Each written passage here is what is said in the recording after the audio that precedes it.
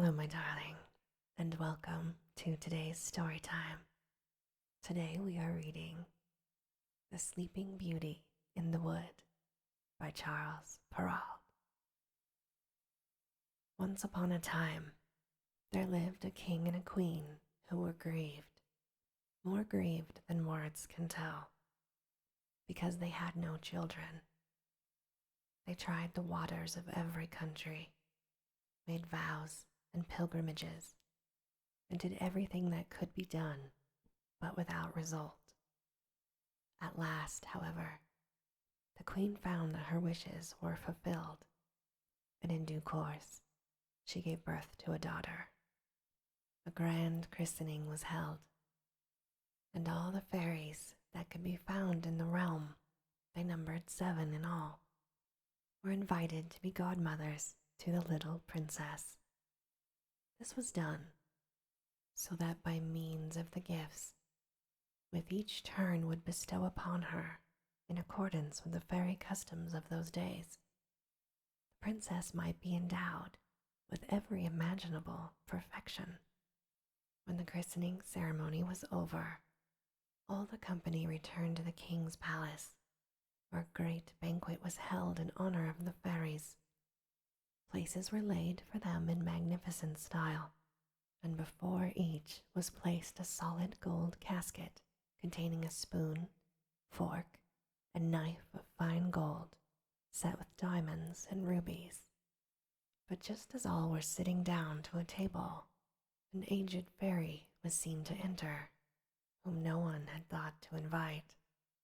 The reason being that for more than 50 years she never left the tower in which she lived, and people had supposed her to be dead or bewitched.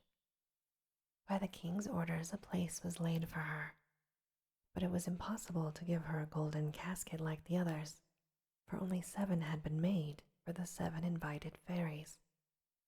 The old creature believed that she was intentionally slighted, and muttered threats between her teeth. She was overheard by one of the young fairies who was seated nearby. The latter, guessing that some mischievous gift might be bestowed upon the little princess, hid behind the tapestry as soon as the company left the table. Her intention was to be the last to speak, and so to have the power of counteracting, as far as possible, any evil which the old fairy might do. Presently, the fairies began to bestow their gifts upon the princess. The youngest ordained that she should be the most beautiful person in the world.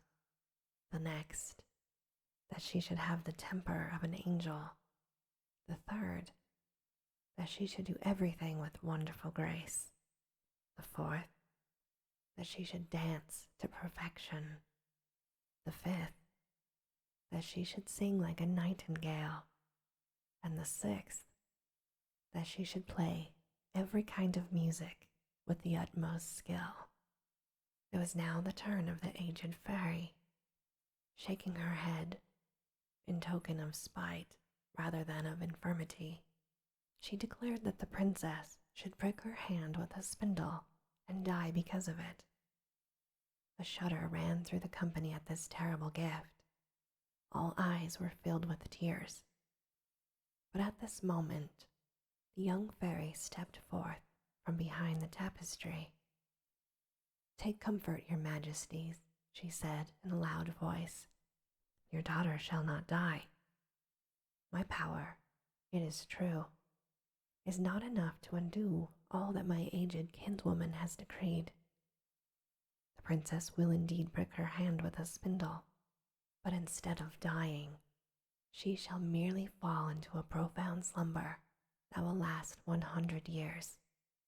At the end of that time, a king's son shall come and awaken her." The king, in an attempt to avert the unhappy doom pronounced by the old fairy, at once published an edict forbidding all persons, under pain of death, to use a spinning wheel or keep a spindle in the kingdom. At the end of 16 years, the king and queen happened one day to be away on a pleasure bent The princess was running about the castle and going upstairs from room to room. She came at length to a garret at the top of a tower, where an old serving woman sat alone with her distaff, spinning. This good old woman had never heard of the king's proclamation forbidding the use of spinning wheels. "What are you doing, my good woman?" asked the princess. "I am spinning, my pretty child," she said, not realizing it was the princess. "Oh, what fun!" rejoiced the princess. "How do you do it? Let me try and see if I can do it equally well." Partly because she was too hasty, partly because she was a little reckless, but really because the fairy decree had ordained it. No sooner had she seized the spindle than she pricked her hand and fell down in a swoon. In great alarm, the old woman cried out for help.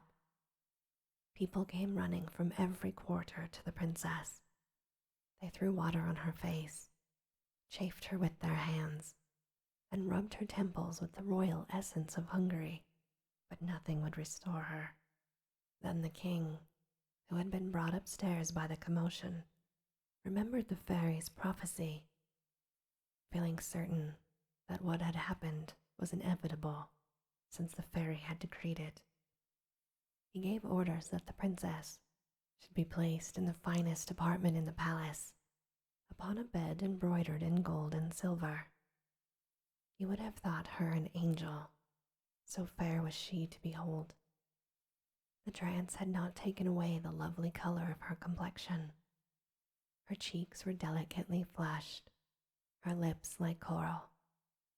Her eyes indeed were closed, but her gentle breathing could be heard, and therefore it was plain she was not dead. The king commanded that she should be left to sleep in peace until the hour of her awakening should come.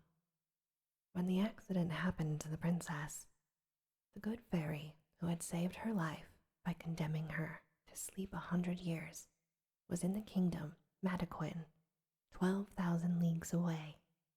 She was instantly warned of this, however, by a small dwarf who had a pair of 7-league boots, which are boots that enable one to cover 7 leagues in a single step. The fairy set off at once, and within an hour her chariot of fire, drawn by dragons, was seen approaching. The king handed her down from the chariot, and she approved of all that had been done. But being gifted with great powers of foresight, she bethought herself that when the princess came to be awakened, she would be much distressed to find herself all alone in the castle, with everyone dead. And this is what the fairy did. She touched her wand on everybody except the king and queen, who was in the castle, governesses, maids of honor, ladies in waiting, gentlemen, officers, stewards, cooks, scullions, errand boys, guards, porters, pages, footmen. She touched likewise all of the horses in the stable with their grooms, the big mastiffs in the courtyard, and small Puff, the pet dog of the princess, who was lying on the bed beside his mistress. The moment she had touched them, they all fell asleep, to awaken only at the same moment as their mistress. Thus they would always be ready with their service whenever she should require it. The very spits before the fire, loaded with partridges and pheasants, subsided into slumber, and the fire as well. All was done in one moment, for the fairy did not take long to do her work.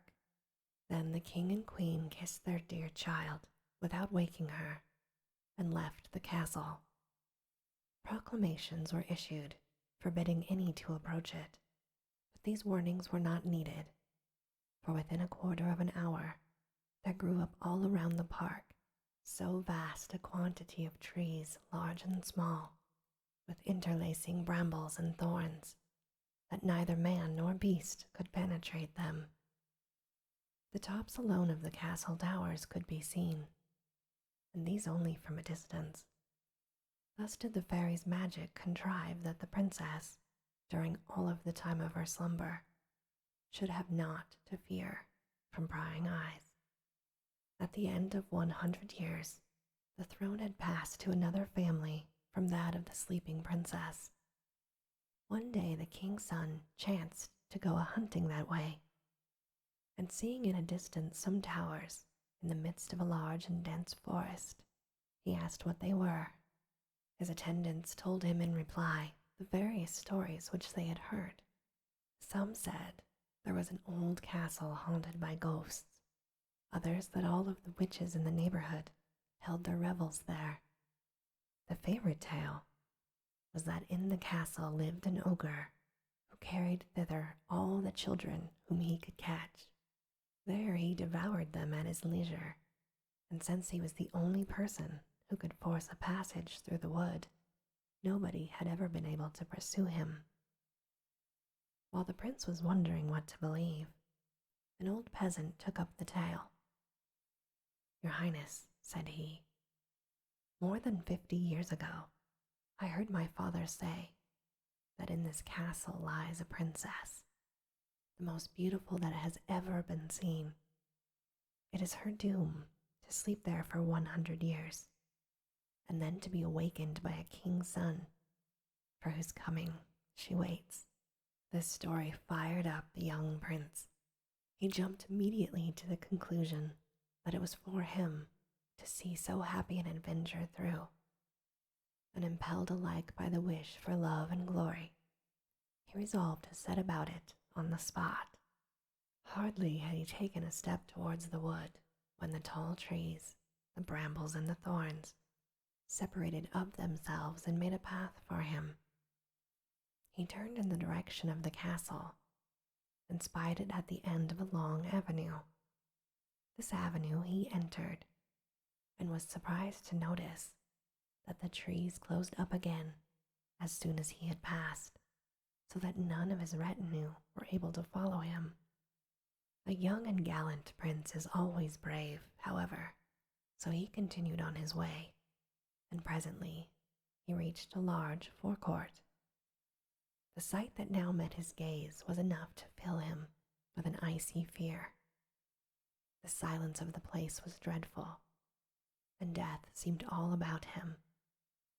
The recumbent figures of men and animals had all of the appearance of being completely lifeless, but as he walked closer, he perceived by the pimply noses and ruddy faces of the porters that they were merely sleeping. It was plain, too, from their glasses, in which there were still some dregs of wine, that many had fallen asleep while drinking. The prince made his way into a great courtyard, paved with marble, and mounting the staircase, he entered the guardroom. Here the guards were lined up on either side in 2 ranks, their muskets on their shoulders, snoring their hardest. He walked through several apartments crowded with ladies and gentlemen in waiting, some seated, some standing, but all asleep. So he pushed on, and so came at last to a chamber which was decked out all in gold. There he encountered the most beautiful sight he had ever seen. Reclining upon a bed, the curtains of which on every side were drawn back, was a princess of seemingly 16 summers, whose radiant beauty had almost an unearthly luster. Trembling in his admiration, he drew near and went on his knees beside her. At that same moment, the hour of disenchantment having come, the princess awoke and bestowed upon him a look more tender than a first glance might seem to warrant. "Is it you, dear prince?" she asked. "You have been long in coming." Charmed by these words, and especially by the manner in which they were said, the prince scarcely knew how to express his delight and gratification. He declared that he loved her better than he loved himself. His words were faltering, but they pleased her the more for that. the less there is of eloquence, the more there is of love. Her embarrassment was less than his, and that is not to be wondered at, since she had had time to think of what she would say to him. It seems, although the fairy never said this, that the good fairy had beguiled her long slumber with pleasant dreams. To be brief, after 4 hours of talking, they had not succeeded in uttering one half of the things they had to say to each other. Now the whole palace had awakened with the princess. Everyone went about his business, and since they were not all in love, they presently began to feel mortally hungry. The lady in waiting, who was suffering like the rest, at length lost patience, and in a loud voice called out to the princess that supper was served. The princess was already fully dressed, and in most magnificent style.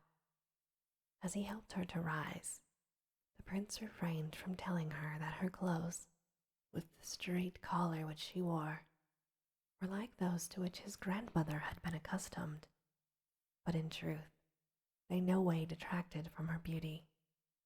They passed into an apartment hung with mirrors, and were there served with supper by the stewards of the household, while the fiddles and oboes played some old music, and played it remarkably well, considering they had not played for 100 years.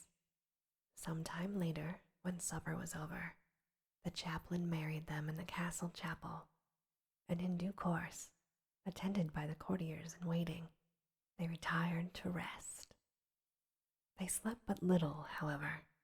The princess, indeed, had no need of sleep, and as soon as morning came, the prince took his leave of her. He returned to the city and told his father, who was awaiting him with some anxiety, that he had lost himself while hunting in the forest, but had obtained some bread and cheese from a charcoal burner in whose hovel he had passed the night. His royal father, being of an easygoing nature, believed this tale, but his mother was not so easily hoodwinked. She noticed that he went hunting every day, and that he always had an excuse handy when he slept 2 or 3 nights from home. She felt certain, therefore, that he had a love affair.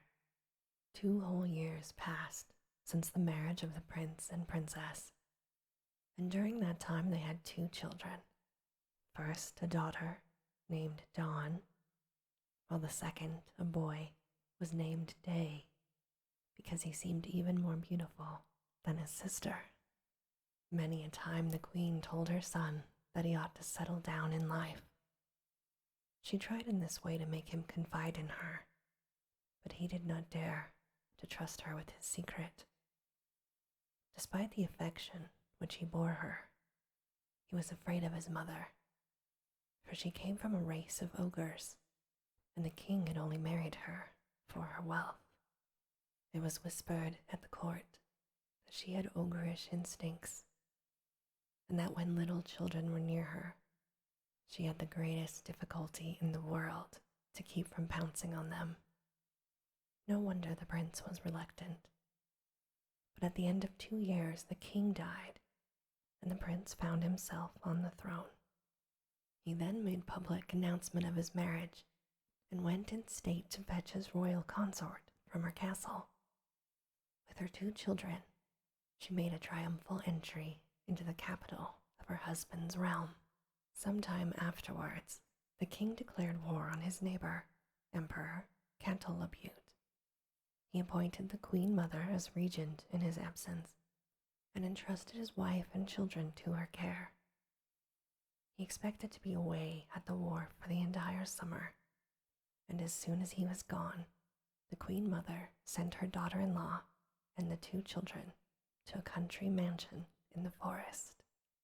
This she did that she might be able more easily to gratify her horrible longings. A few days later she went in there, and in the evening summoned the chief steward. "For my dinner tomorrow," she told him, "I will eat Dawn." "Oh, madam," exclaimed the steward, "That is my will," said the queen, and she spoke in the tones of an ogre who longs for raw meat. "You will serve her with a piquant sauce," she added. The poor man, seeing plainly that it was useless to trifle with an ogress, took his big knife and went up to little Dawn's chamber. She was at that time 4 years old, and when she came running with a smile to greet him, flinging her arms around his neck and coaxing him to give her some sweets, he burst into tears and let the knife fall from his hand. Presently, he went down to the yard behind the house and slaughtered a young lamb. For this he made so delicious a sauce that his mistress declared she had never eaten anything so good. At the same time, the steward carried little Dawn to his wife and bade the latter hide her in the quarters which they had below the yard. 8 days later, the wicked queen summoned her steward again. "For my supper," she announced, "I will eat day." The steward made no answer, being determined to trick her as he had done previously. He went in search of little Day, whom he found with a tiny foil in his hands, making brave passes, though he was but 3 years old. He carried him off to his wife, who stowed him away in hiding with Dawn. To the ogress, the steward served up, in place of Day, a young kid so tender that she found it surpassingly delicious. So far, so good. But there came an evening when this evil queen again addressed the steward. "I have a mind," she said, "to eat the queen with the same sauce as you served with her children." This time, the poor steward despaired of being able to practice another deception. The young queen was 20 years old, that is, without counting the 100 years she had been asleep. Her skin, though white and beautiful, had become tough. And what animal could he possibly find that would correspond to her? He made up his mind that if it would save his own life, he must kill the queen. So he went upstairs to her apartment, determined to do the deed once and for all. Goading himself into a rage, he drew his knife and entered the young queen's chamber. But a reluctance to give her no moment of grace made him repeat respectfully the command which he had received from the queen mother. "Do it then," she cried, "do it. Carry out the order you have been given. Then once more I shall see my children, my poor children who I love so much." Nothing had been said to her when the children were stolen away, and she believed them to be dead. The poor steward was overcome by compassion. "No, no, madam," he declared. "You shall not die, but you shall certainly see your children again. That will be in my quarters, where I have hidden them. I should make the queen eat a young hind in place of you, and thus trick her once more." Without more ado, he led her to his quarters and left her there to embrace and weep over her children, proceeding to cook a hind with such art that the queen mother ate it for supper with as much appetite as if it had indeed been the young queen. The queen mother felt well satisfied with her cruel deeds and planned to tell the king on his return that savage wolves had devoured his consort and his children. It was her habit, however, to prowl often about the courts and alleys of the mansion in the hope of scenting raw meat, and one evening she heard the boy Day crying in a basement cellar. The child was weeping because his mother had threatened to whip him for some naughtiness, and she heard at the same time the voice of Dawn begging forgiveness for her brother. The ogress recognized the voices of the queen and her children and was enraged to find that she had been tricked. The next morning, in tones so frightening that all trembled, she ordered a huge vat to be brought into the middle of the courtyard. This she filled with vipers and toads, with snakes and serpents of every kind, intending to cast into it the queen and her children, and the steward and his wife and the serving girl. By her command, these were brought forward, with their hands tied behind their backs. There they were, and her minions were making ready to cast them into the vat, when into the courtyard rode the king. Nobody had expected him so soon, but he had traveled post-haste. Filled with amazement, he demanded to know what this horrible spectacle meant. No one dared tell him, and at that moment the ogress, enraged at what confronted her, threw herself head foremost into the vat, and was devoured on the instant by the hideous creature she placed in it. The king could not but be sorry, for after all she was his mother. But it was not long before he found ample consolation in his beautiful wife and children. The moral of the story: many a girl has waited long for a husband brave or strong, but I'm sure I never met any sort of woman yet who could wait 100 years, free from fretting, free from fears. Now our story seems to show that a century or so, late or early matters not, true love comes by fairy lot. Some old folk will even say it grows better by delay. Yet this good advice, I fear, helps us neither there nor here. Though philosophers may prate how much wiser 'tis to wait, maids will be a sighing still, young blood must when young blood will. The end.